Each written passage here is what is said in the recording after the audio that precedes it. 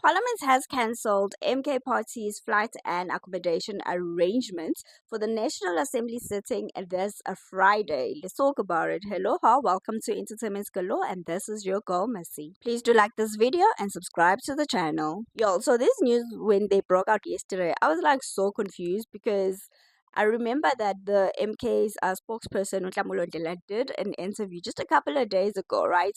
And he was asked if they will still be boycotting the sitting or the National Assembly sitting.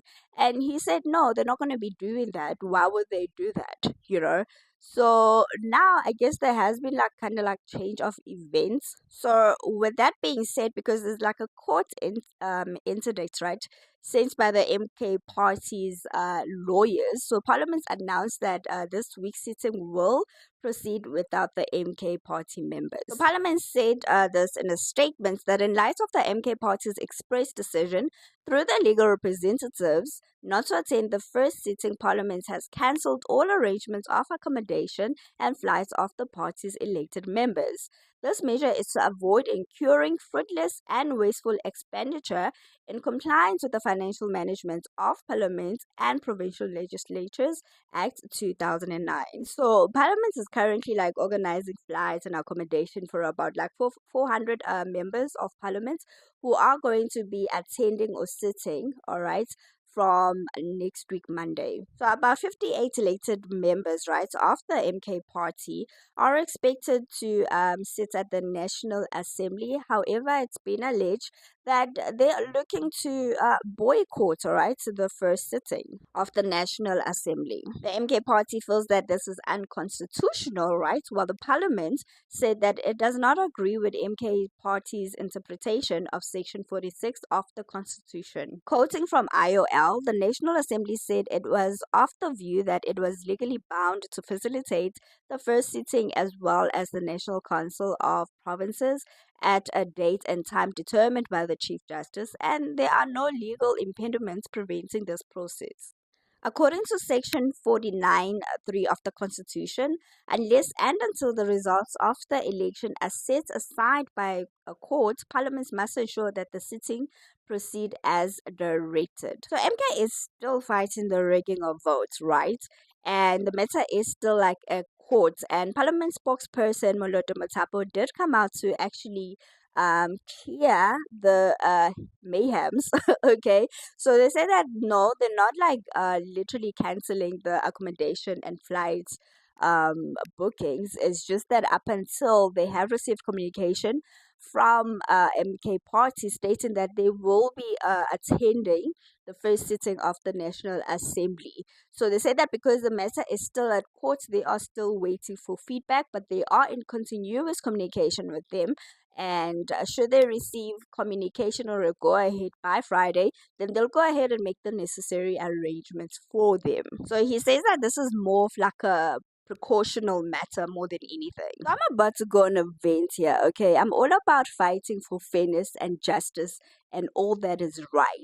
I feel like right now the only people that are doing that is the MK Party, and it's so funny that there is a lot of people that are talking like negative things about this, saying, well, if the MK Party is boycotting this, who do they think they are? That the National Assembly is just going to stop just because they're boycotting? Have we forgotten that IEC did acknowledge, okay, that there were discrepancies in the vote counting? They acknowledge the parties' complaints, about 26 odd parties. They acknowledged about 500 and something odd objections, okay, in a press conference or press release, right? But they came out and acknowledged it. However, they did not come out and say, listen, we have dealt with the matter, it is all sorted, whether parties were satisfied or not satisfied, but stating that we have dealt with the matter and it is all sorted, it is resolved. No, but they went ahead and released the numbers.